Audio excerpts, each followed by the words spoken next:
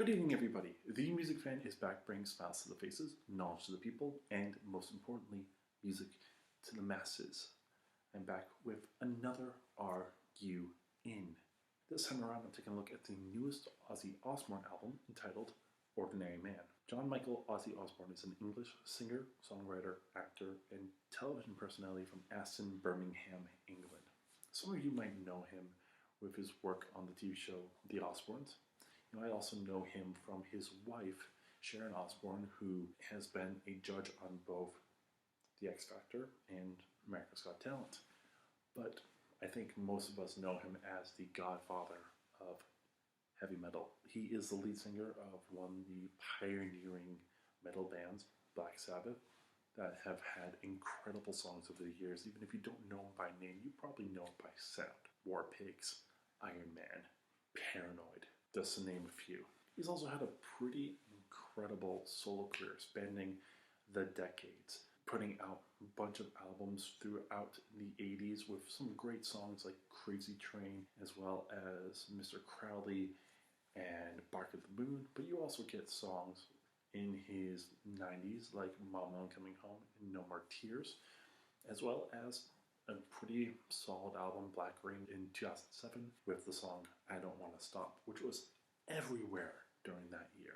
That being said, he's been pretty stagnant over the last decade, only putting out one album, Scream, in 2010. So this is the first album in around a decade, and from what I understand, this is also the first album in a very long time where Ozzy has recorded it and created it sober, which is an incredible step for those who know the party antics of Ozzy and the shenanigans that he has done through drug addiction. But I've always enjoyed his solo work and Black Sabbath work, so it was time to finally dig in and see if he can still create something incredible even in a less drug-filled state. And I'm happy to say that he does a pretty good job. This album is very sobering. This is an album from a man who's looking on his life in both his past and his future, being someone who has been through a bunch over the years with drug addiction, with crazy antics, as well as someone who is on the older side and starting to see his mortality. That comes through on a lot of these songs. So there's a lot of openness with this album. But what also works so well is it harkens back to a time that made Black Sabbath and Ozzy so popular. And most of these arrangements come off really solid, even if it's not necessarily changing the landscape of metal. It's still a nice nostalgic trip through 80s metal. Songs like Straight to Hell and All My Life are talking about his drug addictions, one and in a couple different ways. Straight to Hell is a little bit more morose, more in your face, dark, about just like how drug addiction slowly kills someone. And the pace of the song is perfect for this, starting off with a choir and piano from Charlie Puth. Crazy, I know. It feels weird to have him on this album, but you're going to see a lot of people that you may not be expected to see on this particular album. It starts off with a choir, piano, and then eventually goes into the straightforward galloping, I guess galloping would be the term for it, metal that was so popular with Black Sabbath. This like triple idea, kind of medium speed. Also, you get a guitar solo from Slash, someone that feels a little bit more comfortable on this song. Overall, a phenomenal way of starting off this album. On the other hand, you get All My Life, another one about drug addiction, which is a little bit slower, more of a ballad. You're going to get a lot of power ballads on this album, and this one feels a little bit more current compared to the other ones that you'll see later on, but still very effective. Some of the other ballads that we have talk more about mortality, and a lot of this album does focus on mortality.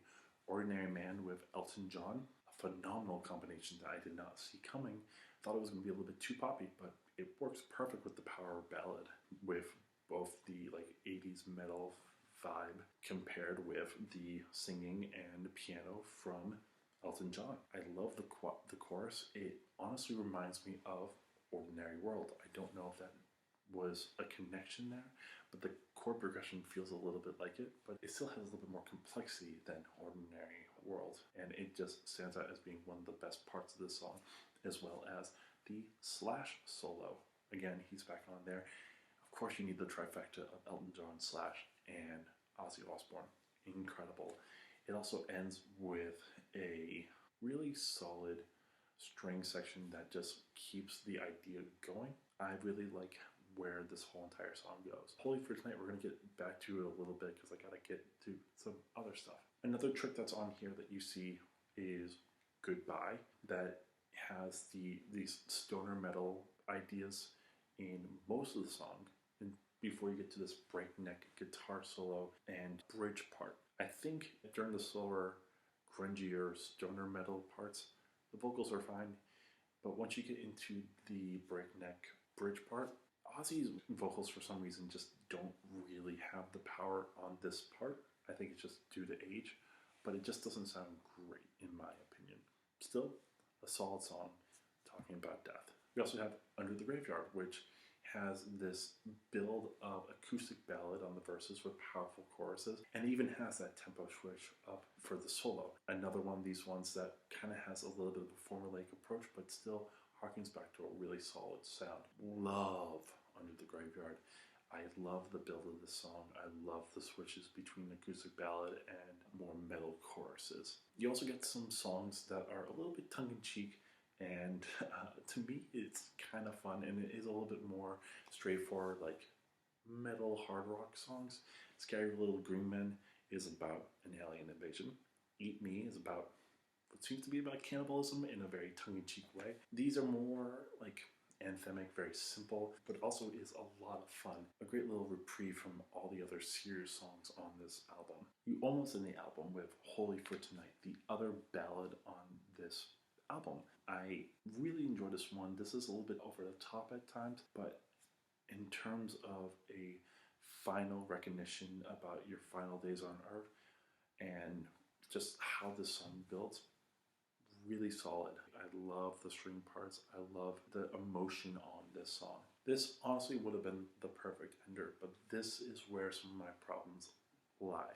After that, you get two songs featuring Post Malone. Not a bad thing, not at all. But in terms of the overall feel of this album, it doesn't make sense as those being the last two.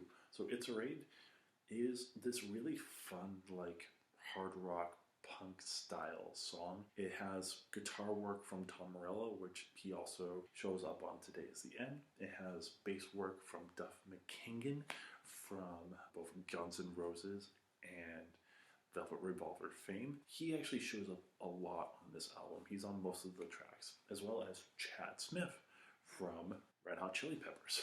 To be fair, it's a really fun song. Really fast-paced, in-your-face song about running away from the cops. The vocals are also really, really solid as well. It's the highest work that Ozzy Osbourne does on this album, though I'm pretty sure that might just be because it is pitched up or produced in such a way. I don't know if Ozzy has that range anymore. If he does, it's incredible, but I just have a feeling it's not there. It just feels really weird where it's placed right after Holy for Tonight. It just doesn't really make sense in the grand scheme of this album. It would have been better as a bonus track. But then we also have another bonus track, which is Take What You Want, featuring Post Malone and Travis Scott, which is basically Post Malone featuring Ozzy Osbourne and Travis Scott. It feels weird to have that there. I feel like the only reason why it's there is because, well, we had It's a Raid, so now we have to throw it and Take What You Want. It feels like there was kind of a compromise on this album to have both of those on there. To have both of them at the end of the album feels just really weird. I liked the Post Malone album from last year. It was in my honorable mentions, but it didn't seem like it fit here. Luckily, it's just a bonus track, so it's not the worst thing in the world, but it just feels out of place. My only other real nitpick on here is Today Is the End.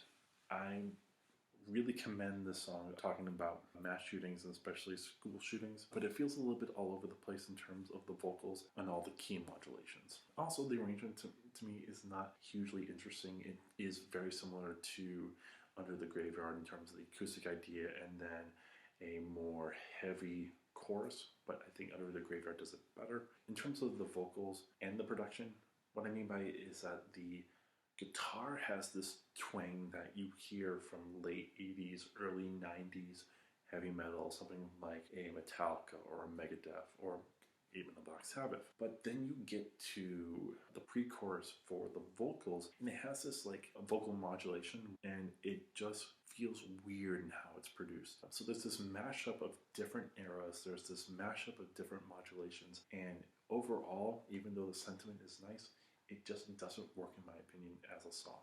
However, overall, a great comeback from Ozzy Osbourne. There's a bunch of help from other people on here, but it just enhances what Ozzy can do, and it shows that he still has it. If this is what he does being sober, I would love to see what he does next afterwards. It's a really solid album, even if this is the last album that he does. Going on top of Holy for Tonight is a hell of a way of ending this. So in my opinion, this album deserves a full listen. It's very close to a put on repeat, but unfortunately I think the ending of this album is a little bit too weak. That being said, if you've been waiting for Ozzy to come back, if you've been yearning for that old heavy metal vibe, this is perfect for you. That is my time. Thank you so much for watching. Let me know if you love or hate this album and your reasons why. Let me know other albums from 2020 that you'd like me to review. Share this with your friends. And most importantly, subscribe to my channel. That way, I know that you enjoy what I'm doing. I want to see this channel become bigger and better for the future. I'll be back later on with another RUN. Until then, this is Music Fan, and I'm signing off.